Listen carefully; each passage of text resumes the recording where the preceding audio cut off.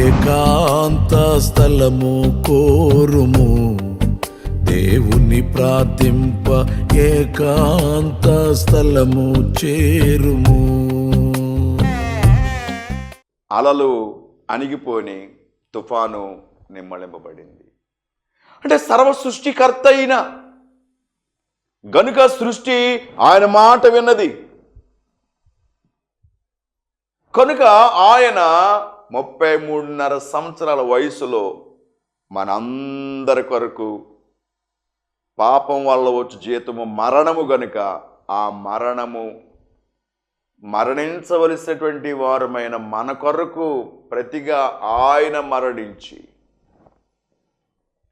పాప భారమెల్ల మోసి బరువు దించి వేసినావు రక్షకానా వందనాలు, శ్రీ రక్షకానా వందనాలు.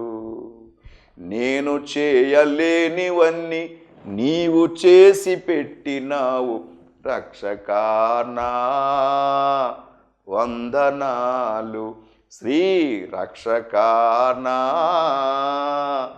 వందనాలు. పాపభార వెళ్ళమోసి బరువు దించి వేసినాడు కనుక ఇప్పటికైనా ఆయన నీవు ఎవరనుకుంటున్నావు? మానవుడు అనుకుంటున్నావా? దేవుడు అనుకుంటున్నావా? కనుక ఆయన ఇన్ని శ్రమలు అనుభవించారు. ఎండ అనగా శ్రమలకు సాదృశ్యం. మరొకటి నీడ. పరమగీతములు గ్రంథము ఎండ, నీడ, గోపురసము, బోళము, సాంబ్రాణి అని పరమగీతముల గ్రంథం 4వ అధ్యాయం 6వ వచనంలో మనం చదువుకున్నాం. ప్రియ దేవుని బిడ్డలారా, ఆయన ఎంతగా ప్రార్థన చేశాడు అంటే గెత్సేమనే తోటలో రక్తము నేల నొలికినంతగా ప్రార్థన చేశాడు.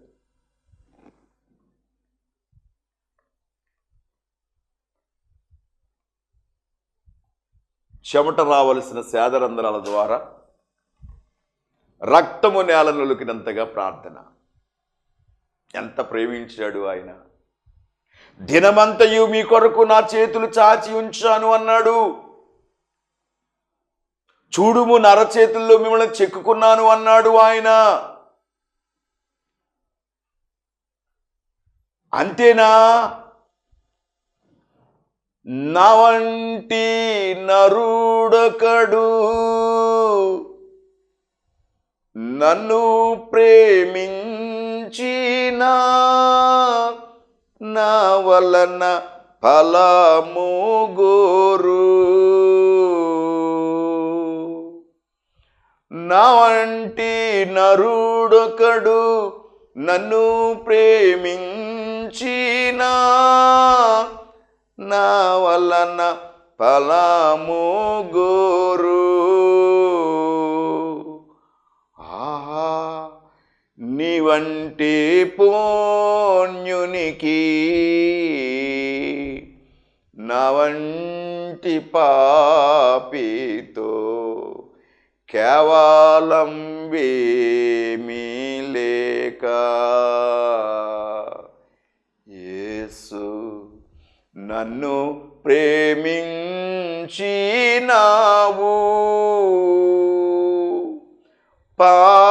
పాపినైనా నన్ను ప్రేమించినావు.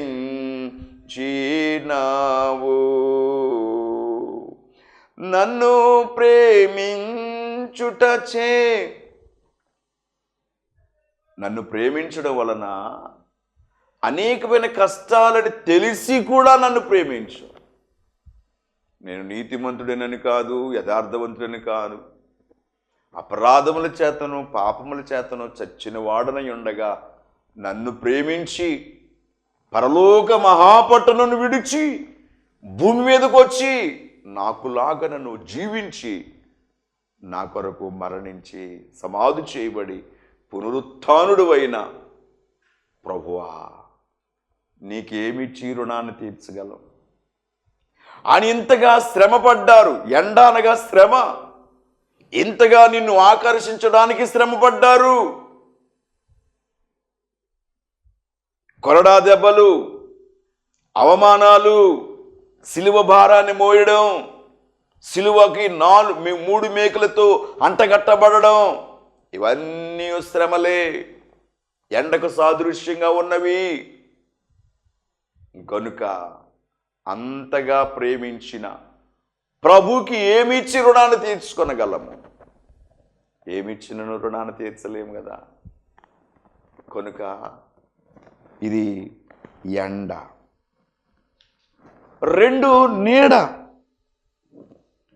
ఈ నీడ దైవ మందిరమునకు సాదృశ్యంగా ఉన్నది. పరమగీతముల గ్రంథము 2వ అధ్యాయము 3వ వచనములో, పురుషులలో నా ప్రియుడు, నేను అతని నీడను కూర్చుందును అని రాయబడింది. పురుషులలో నా ప్రియుడు, నేను అతని నీడను కూర్చుందును. మందిరం అనగా నీడకు సాదృశ్యంగా ఉన్నది. మందిరము వధువు సేద తీర్చుకునే మందిరం. మందిరములో ఏముంటుంది? ప్రశాంతత ఉంటుంది. ప్రశాంతత ఉంటుంది. మందిరములో ప్రార్థన ఉంటుంది, అనగా దేవునితో మాట్లాడడం. ప్రార్థన ద్వారానే కదా మన ప్రతి అవసరతను తీర్చబడేది.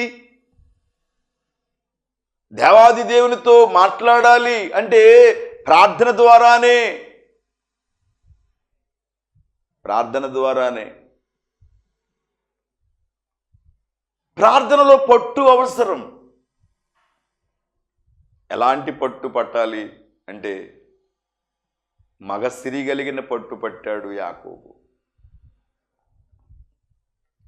రాత్రంతయు ఒక మనిషి మరొక మనిషితో పెరుగులాడుతున్నట్లుగా పట్టుబట్టి ప్రార్థన చేశాడు. యాకోబుకి ఏం తక్కువ? భార్యలున్నారు, ఉపపత్నులున్నారు, 12 మంది కుమారులున్నారు, గార్ధబాలున్నాయి, ఇంకా గుర్రాలు, ఒంటెలు, సంపద, చాలా విస్తారమైన సంపద ఉంది. అంత ఉండి ఎబేకు వాగు దాటించి వేసి ఒంటరిగా ఉండి ప్రార్థన చేస్తూ ఉన్నాడు. వాగు దగ్గరికి వచ్చాడు. తిరిగి తన తండ్రి ఇంటికి రావడానికి ముందు వాగు దగ్గరికి వచ్చాడు. ఆ వాగు దాటించి వేశాడు. ఒంటరిగా ఉన్నాడు. ఆ ఒంటరిగా ఉండి ఒక మనిషి మరొక మనిషితో పెనుగులాడుతున్నట్లుగా పట్టుదల కలిగి ప్రార్థన చేస్తూ ఉన్నాడు. ఆ వాగు దేనికి సాదృశ్యము? లోకములో మనం సంచరిస్తూ ఉండగా అనేకమైన ఆలోచనలు మనకు వస్తూ ఉంటాయి. వాటినన్నిటినీ వాగు దాటించి వేయాలి. ఒంటరిగా నీ ముందు దేవుడు ఉన్నాడు, నేను దేవునితో ఉన్నాను, నా ముందు ఆయన ఉన్నాడు, నేను ఆయనతో ఉన్నాను అనే ఒక నిశ్చయతలోనికి రావాలి. నిశ్చయతలోనికి వచ్చేంత వరకు ప్రార్థన అని మోకరించగానే మనసు వెంటనే ప్రార్థన వైపు మళ్ళకపోవచ్చు. అనిశ్చయత వచ్చేంత వరకు మనం చేయగలిగింది ఏంటంటే స్తుతి. స్తుతి. దేవా, మరొక దినాన్ని చూడడానికి నాకు అవకాశం ఇచ్చావు, నీకు స్తుతి. నాకంటే అందచందాలు కలిగిన వారు, ఆస్తి ఐశ్వర్యం కలిగిన వారు, ప్రధానులు అనబడిన వారు, గొప్పవారు అనబడిన వారు, ఏలుబడి చేసేవారు ఈ దినాన్ని చూడలేక కొనుపోబడ్డారు. వారికంటే నేను గరుడను కాదు, అల్పుడును. అయినను నీ ఉచితమైన కృపను బట్టి నన్ను మరొక దినములోనికి నడిపించావు, అందును బట్టి నీకు స్తుతి అని స్తుతి చెప్పాలి. జనకులు దేవదాసయ్య గారు స్తుతి వలన స్థితి మారుతుంది అన్నారు. స్తుతి చెప్పడం వలన పునాది గట్టిపడుతుందన్నారు. గనుక స్తుతి స్తుతి స్తుతి స్తుతి చెప్పడం ప్రారంభిస్తే ఆయన నీ ముందు ఉన్నాడు, నీవు ఆయన ముందున్నావు అనే ఒక నిశ్చితలోనికి వస్తావు. అప్పుడు ప్రార్థన. ఆ సమయంలో ప్రార్థన చేస్తే దేవుడే ఆమేన్ అనేంతవరకు సాగిపోద్ది ప్రార్థన. యాకోబు పట్టుబట్టి ప్రార్థన చేస్తున్నాడా? తెల్లవారిపోతున్నప్పుడు దేవుడు ఏమన్నారు? అబ్బాయి నన్ను విడిచిపెట్టు, తెల్లవారిపోతుంది అనలేదా? యాకోబు ఏమన్నాడు? నన్ను దీవిస్తేనే గాని నేను నిన్ను విడిచిపెట్టను అనలేదా? యాకోబుకు ఏం తక్కువ? నన్ను దీవిస్తేనే గాని నేను నిన్ను విడిచిపెట్టేది లేదు అన్నాడు.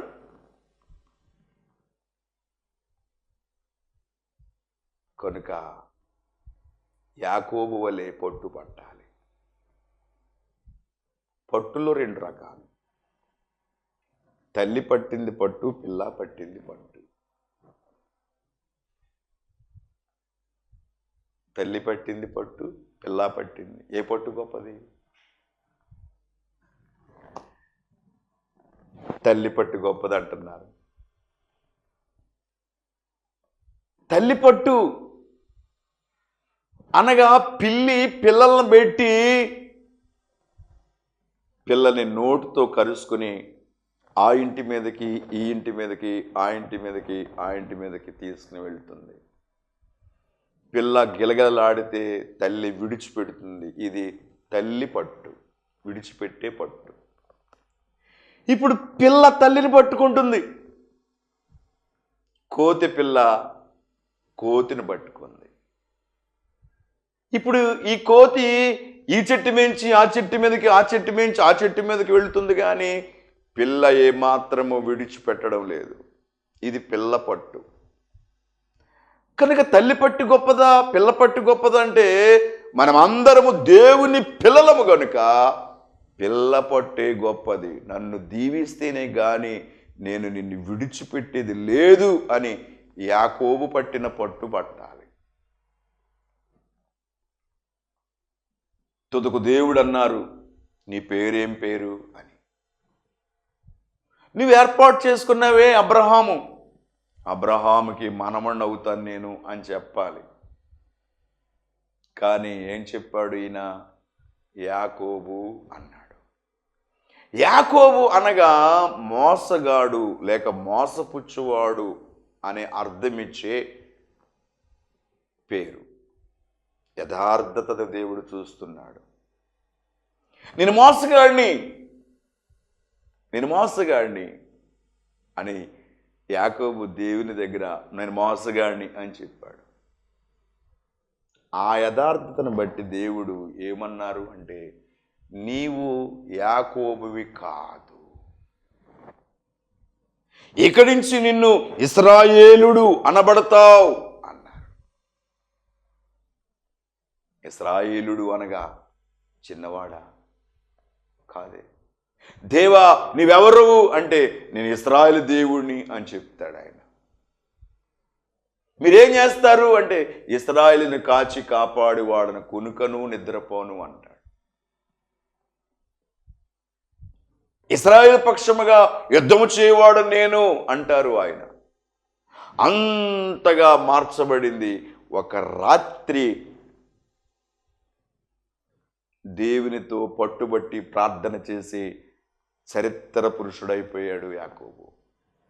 కనుక ప్రభునందు ప్రియ దేవుని బిడ్డలారా, నీడ, ఎండ తర్వాత నీడ. నీడ అనగా దేవాలయము. దేవాలయాన్ని అలక్ష్యం చేసేవారుగా ఉంటారు చాలామంది. పనులు ఎప్పుడు పనులే, పనులు అని ఎప్పుడూ పనులే ఉంటాయి. మనం చాలా తెలివైన వాళ్ళం. దేవుడు అన్నారు 6 దినాలు మీ ఇష్టం, మీ పనులు చేసుకోండి, 7వ దినమైన ఆదివారము నాకు ఇవ్వండి అన్నారు. మనం తెలివైన వాళ్ళం కాబట్టి 6 దినాలు నావే, 7వ దినం కూడా నాదే అంటాం. కాదు, ఆదివారమును దేవుడు దీవించాడు, ఆశీర్వదించాడు. జనకులు దేవదాసాయి గారు చెప్పిన మాట, ఆదివారమును అది వరం అన్నారు. ఆదివారమును 7 ఆశీర్వాదాలు ఉన్నాయి. కనుక ఆదివారము అది వరమును అందుకొనడానికి పెందలకడనే ఆ నీడకు రావాలి. దేవుని ప్రభునందు ప్రియ దేవుని బిడ్డలారా,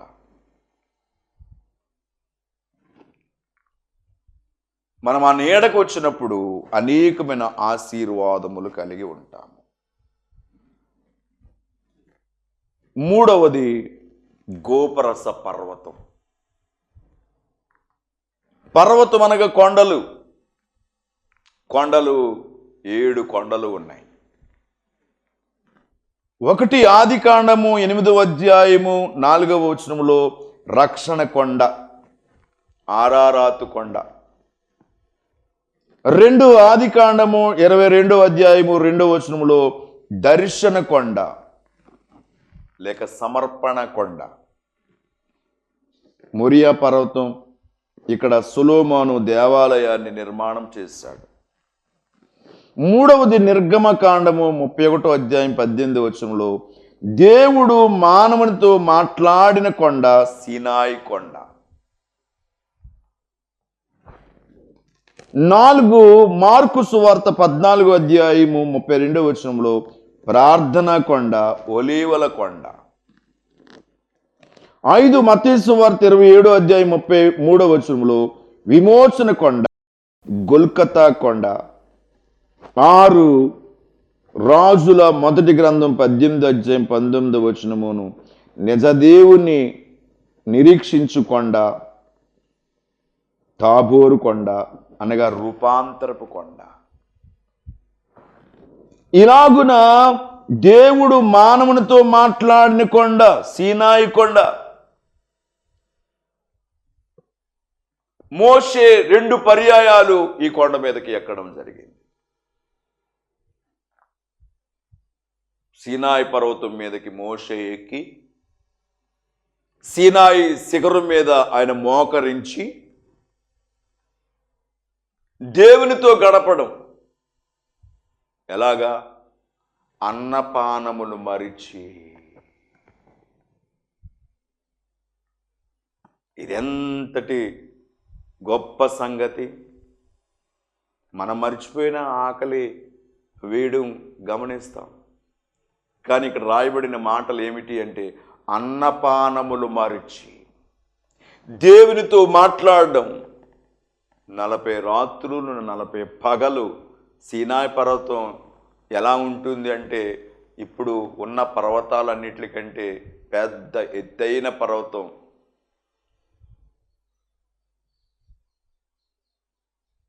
ఆ పర్వతాలన్నిటికంటే ఎత్తైన పర్వతం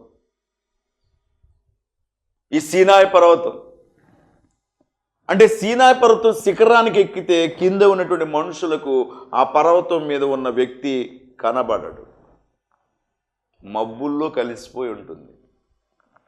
అన్నిటికంటే ఎత్తైన పర్వతము మనము జ్ఞాపం చేసుకుంటూ ఉంటే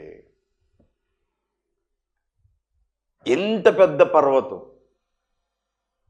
అన్నిటికంటే ఎత్తైన పర్వతం ఈ సీనాయి పర్వతం. ఎవరెస్ట్ పర్వతం అంటారు కానీ సీనాయి పర్వతం చాలా ఎత్తైన పర్వతం. ఆ పర్వతం శిఖరం మీదకి వెళ్ళి మోకరిల్లి దేవునితో మాట్లాడడం ప్రారంభించి 40 రాత్రులు 40 పగలు అన్నపానములు మరిచి సీనాయి పర్వతం మీద దేవునితో ముఖాముఖిగా మాట్లాడిన అనుభవం కలిగిన వాడు మోషే. తద్వారా ఏమి లాభము అంటే, దేవుడు తన వ్రేలితో ధర్మశాస్త్రమును రాతి మీద రాసి ఇచ్చాడు. అది నేటికిని యేసుక్రీస్తు ప్రభులు వారు 2వ రాకడ వరకును ధర్మశాస్త్రము ఉపయోగకరంగా ఉంటుంది. అంత ఉపయోగకరమైనటువంటి గ్రంథాన్ని 2 రాతి పలకలను మోషే 40 దినాలు రాత్రి పగలు దేవునితో మాట్లాడడం వలన సంపాదించినటువంటిది ధర్మశాస్త్రం. గనుక ప్రభునందు ప్రియ దేవుని బిడ్డలారా, ఈ గోపరస పర్వతములు మీదకు మనము ఎక్కినప్పుడు ఏం జరుగుతుంది? సన్నిధి అనుభవంలోనికి వెళతాము. సన్నిధే సంపద. కనుక జనకులు దేవదాసయ్య గారు చెప్పిన మాట, సన్నిధిలో సంపద ఉంది అన్నారు. ఆయన దగ్గరికి చాలామంది సేవకులు వచ్చినప్పుడు ఆయన ఒక మాట చెప్పారు, అబ్బాయి నేను జీతం కావాలంటే ఇవ్వగలను, జీతం ఇస్తే మీరు నా వైపే చూస్తారు, దేవుని వైపు చూడరు. కనుక నేను మోకరించి నేను మూటగట్టి వెళుతున్నాను, మీరు మోకరించి ఆ మూట ఇప్పుకొనుడి అన్నారు. కనుక బైబిల్ మిషన్ వారు మోకరించి ఆ మూట ఇప్పుకుంటారు. విదేశీ సహాయం కానీ ఏమీ ఉండదు. నికర ఆదాయము అనేది ఉండదు.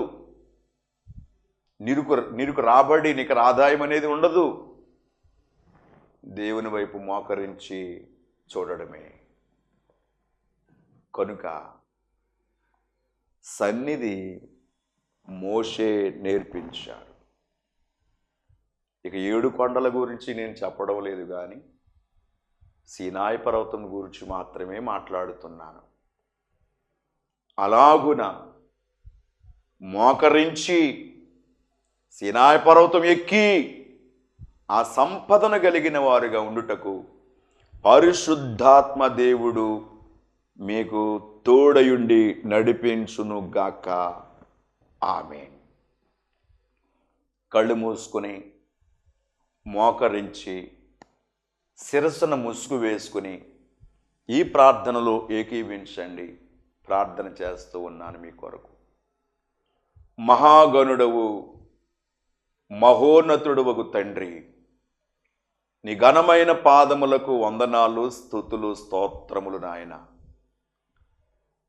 పరమగీతముల గ్రంథములో ఎండను గూర్చి, నీడను గూర్చి, గోపరస పర్వతముల గూర్చి మాతో మాట్లాడిన పరమ తండ్రి, మీకు ప్రణుతులు, వినుతులు, సంస్తుతులు, మంగళహారతులు నాయన. వివరింపబడిన లేఖనములు బిడలు అందరి హృదయాలు నాటి ఫలింపచేసి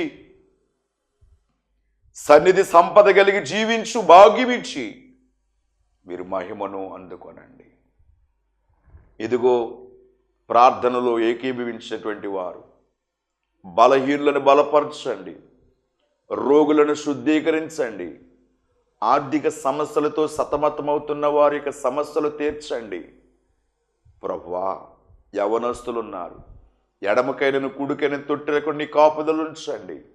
వివాహం కొరకు ఎదురు చూస్తున్న వారికి చక్కటి సంబంధాలు ఏర్పాటు చేయండి. ఇంకను కోర్టు తగాదాల్లో ఉన్నటువంటి వారి కొరకు ప్రార్థన చేస్తూ ఉన్నాను. అలాగనే గుండె బలహీనత కలిగిన వారి కొరకు, హృదయములో ఉన్న రోగము కొరకు, కళ్ళల్లో ఉన్న రోగాల కొరకు నిదాసునిగా ప్రార్థన చేస్తూ ఉన్నాను. వారిని స్వస్థపరచండి. అందరిని దీవించి ఆశీర్వదించి మహిమ ఘనత ప్రభావాలు మీరే అందుకొనమని మా ప్రభువు రక్షకుడైన యేసుక్రీస్తు నామమున ప్రార్థన చేస్తున్నాము తండ్రి. ఆమేన్. మన సృష్టికర్త అయిన యెహోవా తండ్రి యొక్కయు, రక్షణకర్త అయిన యేసుక్రీస్తు ప్రభులు వారి యొక్కయు, ఆదరణకర్త అయిన పరిశుద్ధాత్మ దేవుని యొక్క నిత్య సన్నిధి నిరంతరము సదా మీకు తోడై నడిపించునుగాక. ఆమేన్. ప్రభునందు ప్రియ వీక్షకులకు హృదయపూర్వకమైన వందనాలు. ఈ ప్రక్కన కనబడుతున్న స్క్రీన్ మీద కనబడుతున్న సరిత చారిటబుల్ ట్రస్ట్ ద్వారా అనేకమైన కార్యక్రమాలు జరుగుతూ ఉన్నవి. వృద్ధులకు ఆశ్రయము, అనాథలకు ఆశ్రయముగాను, మరి తల్లిదండ్రి లేని పిల్లలకు ఆశ్రయముగాను కనబడుతూ ఉన్న ఈ యొక్క సరిత చారిటబుల్ ట్రస్ట్కి మీరందరూ సహకరించాలని మనవి చేస్తూ ఉన్నాను. Google pay, PhonePe, QR code కూడా ఉంది. దయచేసి మీ సహకారాలు అందించండి. పక్కన ఉన్న ఒరిస్సా రాష్ట్రంలో జిల్లాకి ఒక పాస్టర్ గారు కూడా లేరు కనుక మనం అక్కడికి వెళ్ళి సేవ చేయాలని మనకు ఉన్న అక్కడ భాష ప్రాబ్లం వలన, భాష వలన మనం అక్కడ సేవ చేయలేం. అక్కడ సేవకులు కూలి పని చేసుకుని సేవ చేస్తున్నారు. రోజుకి 500 రూపాయలు వాళ్ళకి వస్తుంది. కూలి పనికి వెళ్తేనే కానీ సేవ చేయలేరు. వాళ్ళకి కనీసం ఒక 5,000 రూపాయలు ఇస్తే వాళ్ళు సేవ చేయగలరు. ఒక రైస్ ప్యాకెట్ కానీ, ఒక కందిపప్పు ప్యాకెట్ కానీ, ఒక నూనె ప్యాకెట్ కానీ అందించి వారిని ఆదుకోవాలని మనం చేస్తూ ఉన్నాను. అక్కడ దేవాలయ నిర్మాణమునకు 3 లక్షల నుంచి 5 లక్షలు ఖర్చు అవుతుంది. మీలో ఎవరైనా ప్రేరేపణ కలిగిన వాళ్ళు ఎవరైనా ఇస్తే మిమ్మల్ని తీసుకుని వెళ్ళి అక్కడ దేవాలయము ఓపెన్ చేపిస్తాం. అలాగనే అక్కడ సేవకులకు వెహికల్స్ కావాలి. వెహికల్ కూడా చాలా అవసరం. జిల్లాకి ఒక పాస్టర్గా ఉన్నారు కనుక వాళ్ళ కొరకు ముఖ్యంగా ప్రార్థన చేయండి. ఈ QR code, Google pay, PhonePe number 9177465649 Saritha charitable trust ద్వారా ఈ కార్యక్రమాలు జరుపుతున్నాయని మీకు తెలియచేస్తూ ఉన్నాను. అందరికీ వందనాలు. My God bless you. దేవుడు మిమ్మల్ని దీవించి ఆశీర్వదించునుగాక. ఆమేన్.